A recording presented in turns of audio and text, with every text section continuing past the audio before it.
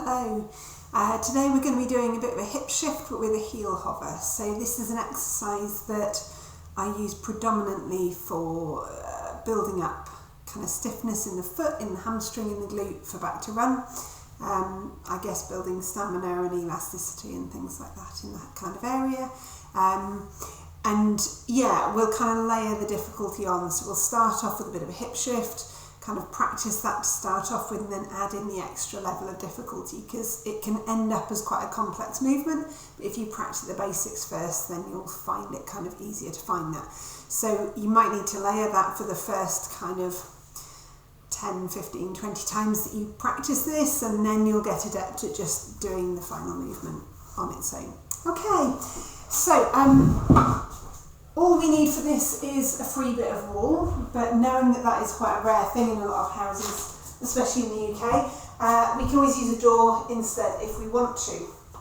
So we are going to stand on one leg. We're going to bring our weight slightly forwards and our heel hovers off the floor, and we're going to bring a slight bend into that knee, into that supporting knee. Now you could even keep the other tiptoe on the floor for the moment. Up to you. It could be in a kickstand, it could be just here, or you can float it.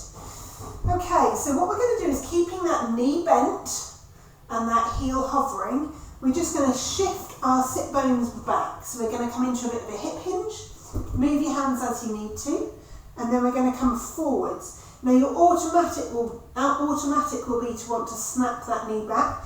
We're going to keep our weight forwards into the front of the foot and into that knee, and then we're just going to shift our hip forwards. Now you might notice that you get a little bit of an engagement at the glute already when you do that.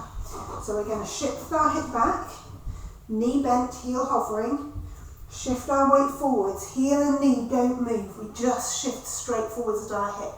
Now you can see that where I end up is kind of where I want to be when I take off from being on one leg when I'm running.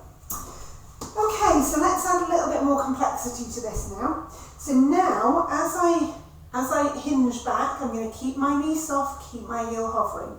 I'm going to kick my other leg back, and I might even drop my opposite hip slightly to get a really nice stretch across that glute.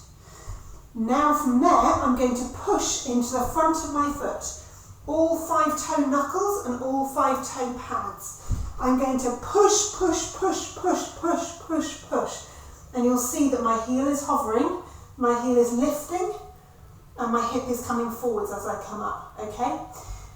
I brought that knee through just to encourage that hip extension, but what you'll notice is that my knee isn't snapping back. My knee is still soft, my glute is working hard, and my calf is working hard. So again, let's go through that again. We're going to kick back, heel hovers down just off the floor, knee soft, drop that opposite hip. So now instead of my hips being parallel, I've got a bit of a dip. Feel that stretch. And then push into the floor, push the ground away. Knee stays soft, push, push, push, push, push, push, push.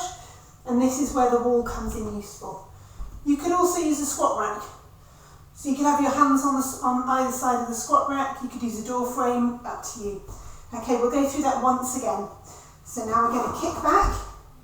Move your hands as you need to, soft knee, heel lowers. You might even get a lovely stretch there. And then we're going to push into the ball of the foot, push, push, push, push, push, push, push, and drive through. Glutes working hard, calves working hard. Lovely, and obviously you'd repeat that on the other side.